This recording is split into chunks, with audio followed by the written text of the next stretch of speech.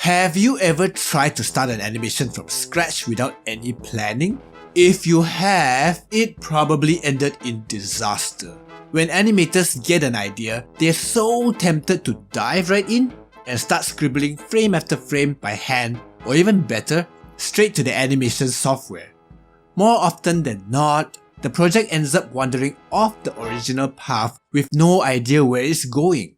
Or you stumble halfway wondering if you chose the wrong topic to begin with.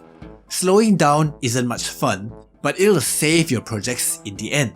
Try following these 5 steps before you start your next animation, and you're gonna see the huge difference preparation makes in your projects.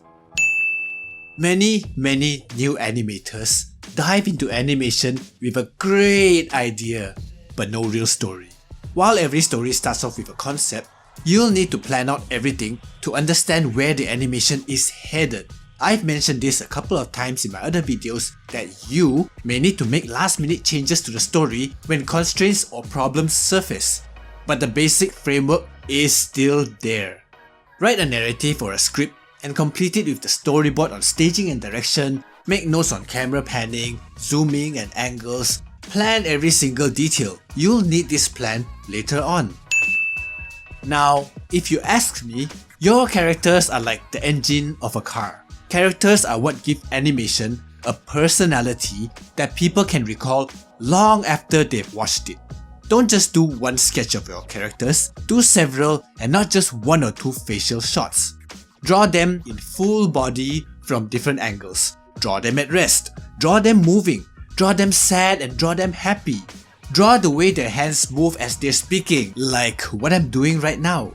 Don't just do black and white drawings, render them in color. Create full character sheets. Why? Because creating character sheets help you formalize this process and you can use them as a reference later. I spoke about reference so many times, including in one of my videos, and you'd be surprised how far they go in the consistency and regularity to your animations. Not only that, but they also help you render your characters in as few lines as possible to cut out excess work. When I was starting out in animation, I used to do a few drawings of my characters and tried to add on more angles or frames as I went along with my animations. Guess what's the downside of this? Not only did I waste more time trying to draw new poses every single time I needed it, there was a slight inconsistency of how my characters looked in the final product. Because sometimes we can't consistently draw our characters to look the same in separate sessions. So guys, do treat your characters like your babies and shower them with care and attention. Unless you're animating a 1-scene short, you'll have several different scenes in your animation. Take a look at your story or script. Mark where one scene ends and the next begins. Then identify the requirements of each scene, how many characters are in each, what backgrounds you need, and the kind of music or voiceovers you require. So then, create a storyboard detailing the scene action, camera action, effects and colors. Make the words of your story or script into images with clear directions. Creating visual instructions for yourself forms the framework guiding you throughout this whole animation process. Isn't that easy? Timing. Guys, I can't stress enough how important timing is to animation. Not everything moves at the same speed. Running from point A to B won't require the same number of frames as walking that distance in your animation. If you're gonna animate a bouncing ball, but you pick X number of frames to fill in between your keyframes, the ball may be floating slowly through the air or hurtling at deadly speeds. Not only that, but not all motion continues at the same speed. Sometimes there's an ease in and ease out, such as the wind up for a baseball pitch. You'll also be likely working with time constraints. How long do you want your animation to be? What can be cut to fit into these time constraints? So knowing these little things help you create dope sheets mapping out the frames you need to draw.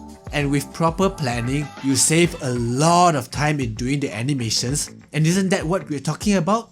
Timing? Hello? By now, I'm sure you have a clear idea of the basic stuff that will help you in creating a better animation process. Let's be clear now, these are not imperative to follow, but it definitely will help you in your craft. With all that in place, you'll be in a great position to start every animation project in the right direction. A well-defined process and scope makes it so much easier to align deadlines to budgets, if you do have one, and help you create the right expectations and how you can make it happen. A clear picture and plan, right from the start, is key to delivering good results. Now those are the foundations to develop a project that can run smoothly without too much hiccups in the long haul. So I hope these 5 simple tips can help you in positioning your mindset to create better and work smoother. Animation can be tedious at times, so every step we take to ease the process goes a long way in shaping your skills and experience.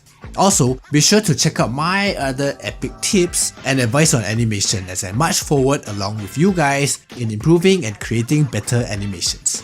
I hope you've enjoyed this and I'll see you in the next one, my bears.